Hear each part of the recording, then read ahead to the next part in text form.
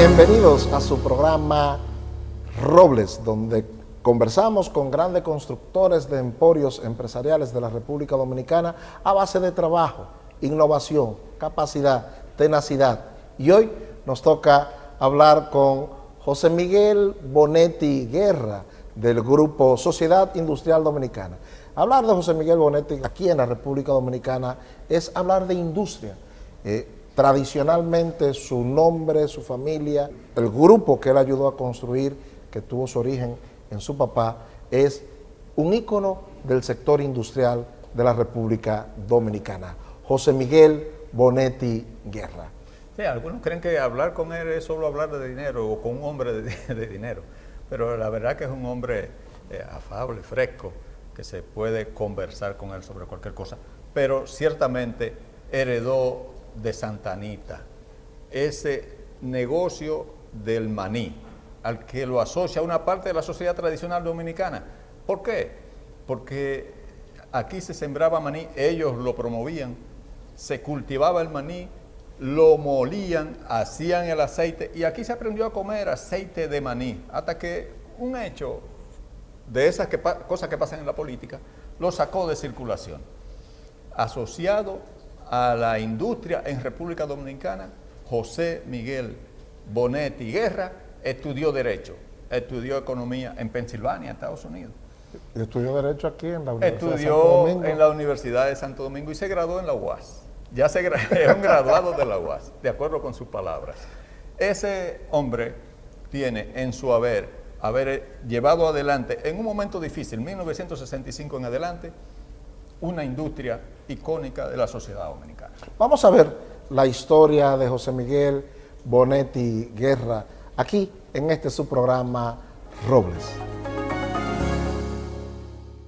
José Miguel Bonetti Guerra comandó junto a su hermano Roberto Bonetti Guerra la segunda generación de administradores del Grupo CID, siendo su presidente durante más de 45 años hasta 2015, cuando fue sucedido por su hija Ligia Bonetti. Ha hecho significativas contribuciones tanto en el desarrollo social como en la parte industrial.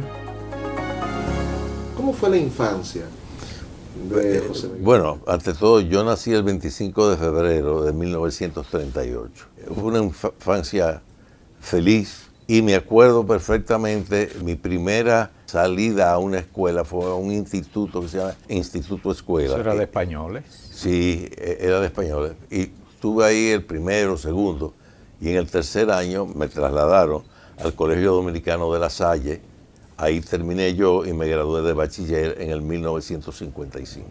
Al graduarme de bachiller, yo pensaba estudiar, ser abogado. Mi papá me dijo, bueno, si tú vas a ser abogado, lo ideal es que tú aprendas francés, porque nuestra jurisprudencia es francesa. Y me mandaron a Suiza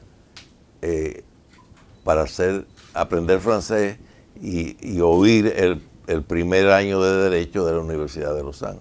Y entonces, en el 57, validé el primer año de Derecho e hice el segundo. Al próximo año, en enero o febrero, mi papá me dice, ¿a ti no te gustaría ir a estudiar fuera? Y ya yo había aprendido inglés porque me mandaban en los veranos.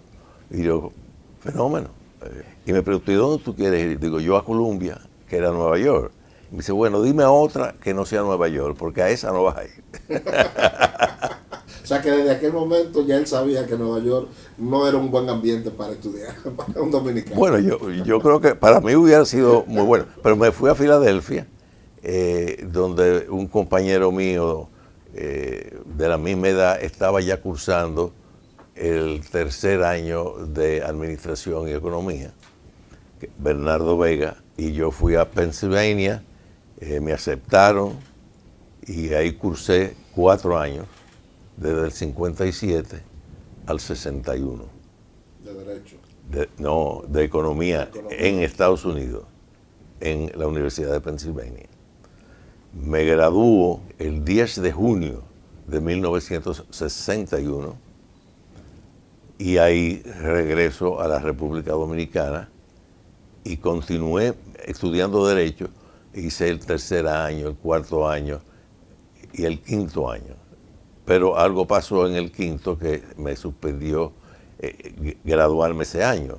Es decir, ya en el año 1962, cuando yo regreso, 63, se funda la Asociación de Industrias, y ahí es que yo comienzo a participar con personas muchísimo más mayores que yo, como Horacio Álvarez, Papi Anarri, Miguel Guerra Sánchez, que era presidente de la Cámara de Comercio.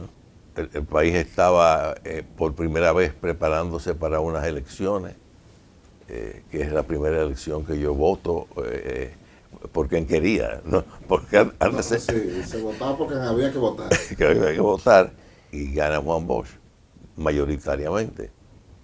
Entonces viene el año 63, que todavía en el caso empresarial había serios problemas con el profesor, porque no oía a los mayores, era lo que yo oía, porque yo tenía todavía muy joven. Y desgraciadamente se produce el golpe de Estado, viene el triunvirato, y ahí comienza de nuevo la tensión, que no dejan entrar a Balaguer, que no dejan entrar a Bosch, y se produce la revolución de 1965, en la cual mi papá, mi mamá y yo y mi hermano, pues nos quedamos en la zona constitucionalista. ¿A usted le ha tocado vivir como empresario todo ese proceso en que la República Dominicana ha iniciado, desde la caída del régimen de Trujillo hasta lo que somos hoy? Esa evolución, ¿qué entiende usted que han sido como los puntos más luminosos para usted en esa evolución? Bueno, yo digo, desgraciadamente todavía el país salía de una larga dictadura. Es decir, que cuando Juan Bosch sube al poder, el punto más difícil es cuando lo tumban. Y verdaderamente ya era una lucha de fuerza que el sector empresarial no necesariamente ya estaba participando. Era si Balaguer volvía o si volvía Bosch, y después el gobierno provisional de García Godoy, que fue muy positivo y trajo la paz. Al principio usted nos hablaba de que con 22 años usted empieza, se entra en la Asociación de Industria, ahí entra con Papi Anarri, mencionado Álvarez, que son gente también legendarios, sí, empresarios. Ese muchacho que entra, porque con 22 años lo veo como un muchacho. ¿Cómo logra penetrar y cómo lo van guiando usted hasta convertirse usted en uno de los grandes empresarios dominicanos? Yo oía mucho, además que tenía la cátedra de mi papá. Es decir, que entre ellos, y más bien yo supe oír bien, pero ellos me enseñaron, y por eso comencé siendo miembro, y tuve la presidencia de la Asociación de Industria por 2 años. Bueno, tenemos la revolución, ya usted ahí se ve forzado a tomar decisiones ejecutivas y se queda dentro de la empresa. Viene un proceso de, vamos a llamarle, de transición a la democracia, 1966, 1978, y con muchos altos y bajos. ¿Cómo describe usted esa sociedad de ese periodo? ¿Y cuáles cosas ocurrieron en ese periodo que permitieron que industrias como esta no decayeran, sino que empezaran a consolidarse como industria local? Bueno, ante todo, en ese periodo, y antes de que viniera la revolución, los salarios se aumentaron un porcentaje bastante importante, que el consumo de aceite se duplicó en el año 1962. Y de ahí para adelante empezó a crearse un déficit, porque la producción de maní llegó a 12.000 toneladas de aceite en su mejor año. Y se comenzó la importación de soya que los americanos le daban al gobierno en la PL 480, que era la ley que los americanos tenían para ayudar a los países a base de que consumieran aceite de soya.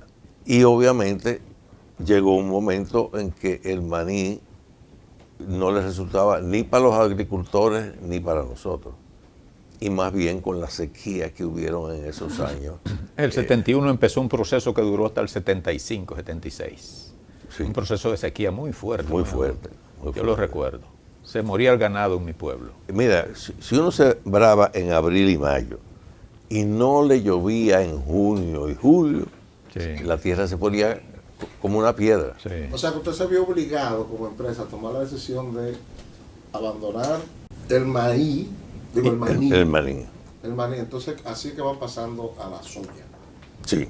Déjeme intervenir en un poquitito en eso. Yo conocí de niño la manicera. La manicera en mi pueblo era mi lugar de diversión.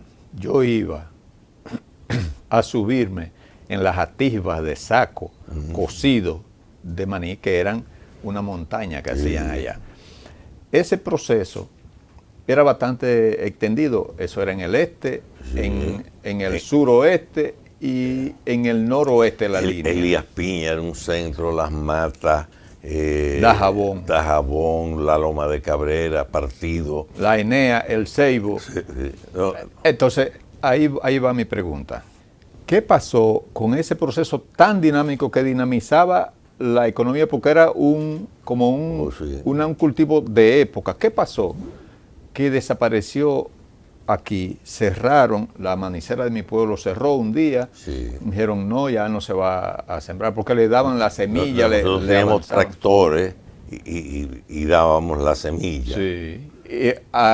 Roturaban la tierra, daban los sacos o lo prestaban, no sé, para empacar el maní. Y ese proceso que dinamizaba a los campos dominicanos, que era todavía una sociedad rural en mi infancia, ese proceso terminó.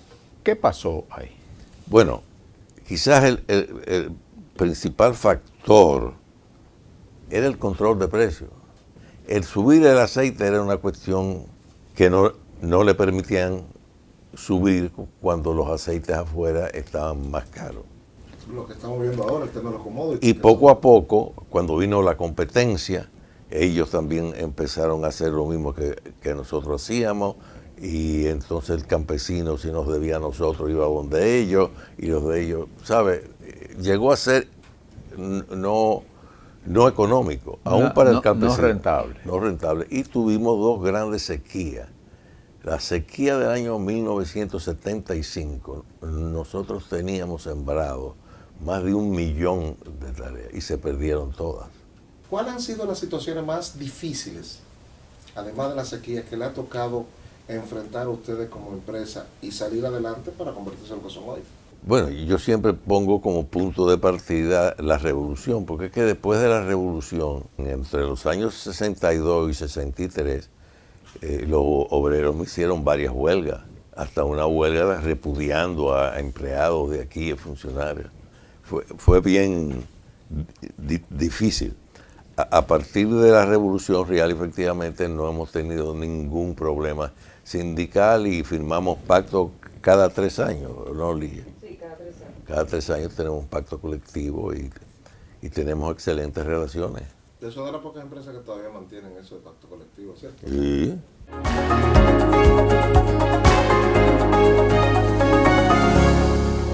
Tú sabes que yo asocio a José Miguel Bonetti Guerra y la Sociedad Industrial Dominicana con mi infancia. En mi pueblo había una manicera.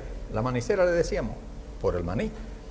Y yo me iba a treparme en las atisbas de maní que secaban allí y transportaban para la capital.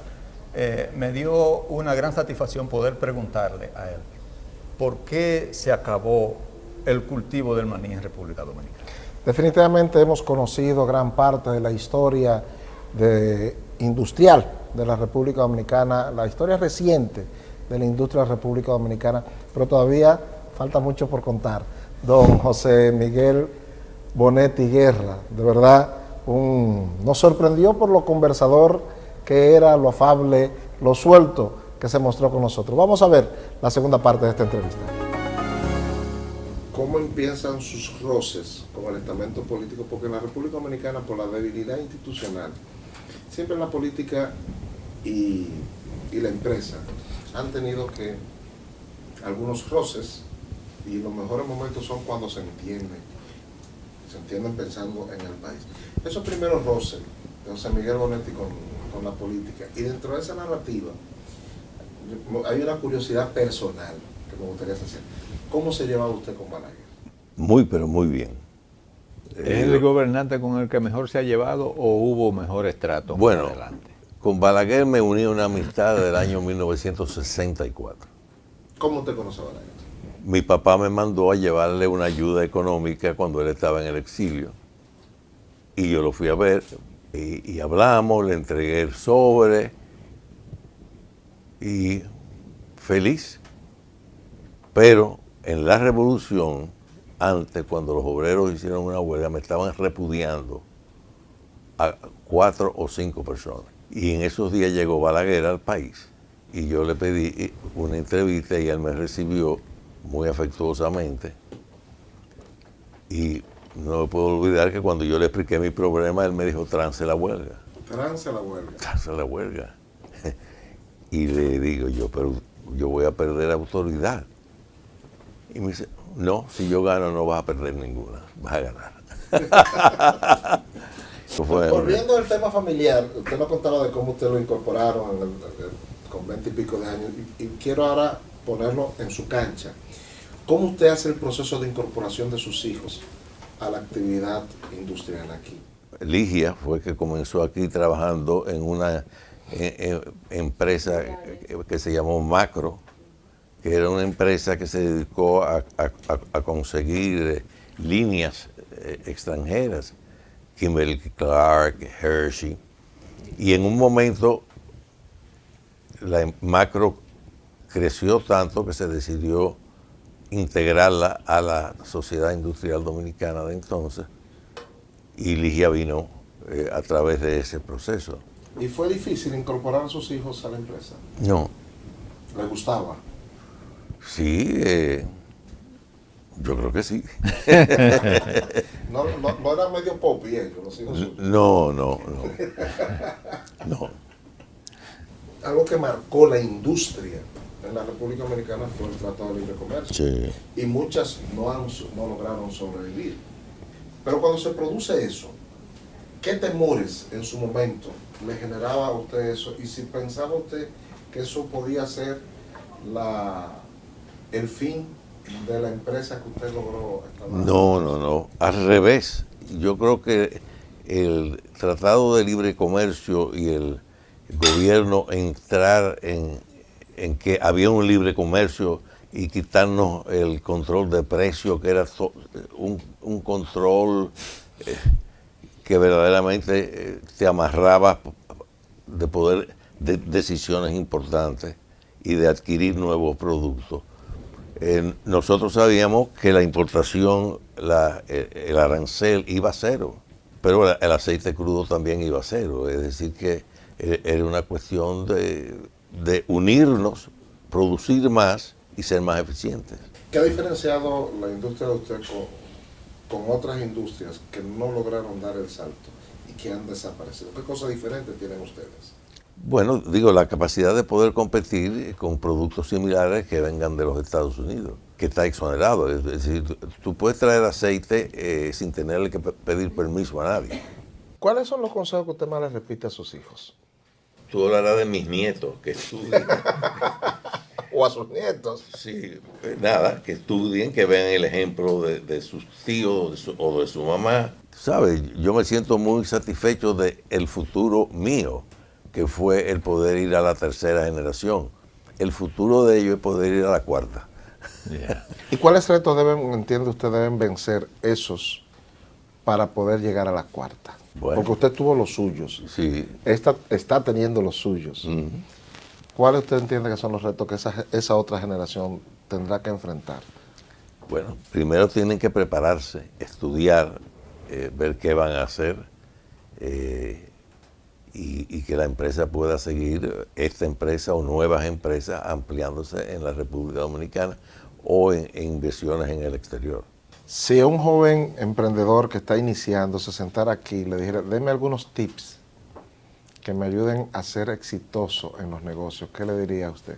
La educación es el problema de la República Dominicana. La educación, cuando yo estaba en La Salle, la mejor escuela era la normal de varones, pública. y el único colegio que había privado era La Salle. Había un colegio de muchachas que era en el Santo Domingo, donde está ahí al final de la Bolívar. Y ese es el reto que tienen la juventud de hoy. Primero es estudiar y definir qué quiere hacer y graduarse. O sea, evidentemente, usted no solamente que le ha dado paso a los hijos, sino que evidentemente confía en los hijos y en la administración de la empresa. ¿Qué temores, qué cosas usted a veces tranquilo le hacen temer de que el legado que usted ha dejado y que evidentemente sus hijos se están preparando para lo que sería su nieto, pueda convertirse en un gran obstáculo para que ese legado pueda seguir creciendo con el tiempo? ¿Cuáles cosas usted mira y le dan temor? Bueno, tú sabes, yo creo que en la vida, a pesar de todos los esfuerzos que uno puede hacer, es también la suerte. Yo tengo 11 nietos que van a tener que abrirse paso, primeramente estudiando, pero tienen que trabajar en otros sitios. Es decir que el futuro de la empresa es que pueda seguir creciendo. Y a medida, por ejemplo, ya yo creo que hay 2 nietos que trabajan aquí, y porque se lo han ganado. Una es la jefa de cocina, y otro está con ¿cómo se llama? El nuevo... La transformación digital. La transformación digital. Y ese es el camino. Ellos tienen que estudiar y trabajar. Fran Moya Sí, publicó en algún momento Empresarios en Conflicto. sí. ¿Te recuerda eso? Pero lo recuerdo porque yo le contesté al libro desde el punto de vista que él veía la historia, con los incentivos industriales que se le había dado a la industria privada, y yo le contesté que los incentivos no era a la industria nacional nada más, que los bancos los tenían, que el turismo los tenía, ¿sabes? Él quiso concentrarse no de acuerdo con el incentivo a las industrias. Sí, entendía que era como paternalismo Sí, del Estado. correcto, pero O sea, durante mucho tiempo se vendió la imagen de que la industria dominicana subsistía gracias a los incentivos. sí. Y eso no era así. No, mira nosotros, hemos subsistido. Lo que pasa es que incentivos siempre hay. Aquí, Zona Franca, incentivo full. La frontera, y no hay nadie para que pongan algo allá, pero la gente trabaja aquí.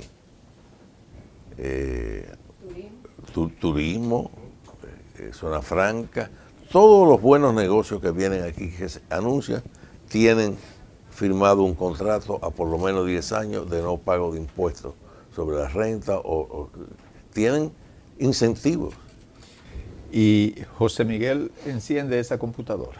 Claro, que él es más cibernético que yo. ¿Ah, sí? Él anda con su Yo iPhone. veo las Habla por ventas WhatsApp. o aquí o en mi casa todos los días. ¿Trabaja en la casa también? Bueno, prendo mi computadora y... Porque eso es trabajar. Bueno, Él entra más que nosotros. yo entro más que ellos. Yo lo veo todos los días. Vigilando. Diaria, ya él puede ver la venta diaria online. A cada hora él va entrando y él puede ver perfectamente lo que se ha vendido y se ha registrado, porque los vendedores salen automatizados.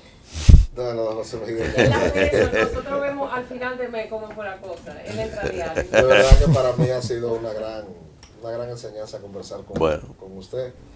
José Miguel Bonetti Guerra, un verdadero roble de la industria dominicana, un roble de los últimos años del quehacer, y le tocó, como ustedes ven, contado por él mismo, liderar ese proceso en que la industria tuvo que empezar a adecuarse para competir en un mercado de globalización. Esta conversación con José Miguel Bonetti Guerra nos permitió conocer parte de esa historia reciente de la industria dominicana. Y nos permitió ver que ese gran emporio, esa gran empresa, está siendo timoneada hoy día por una mujer. Ligia Bonetti. Exactamente.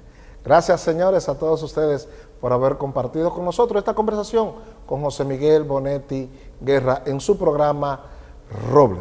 Muchísimas gracias por su compañía.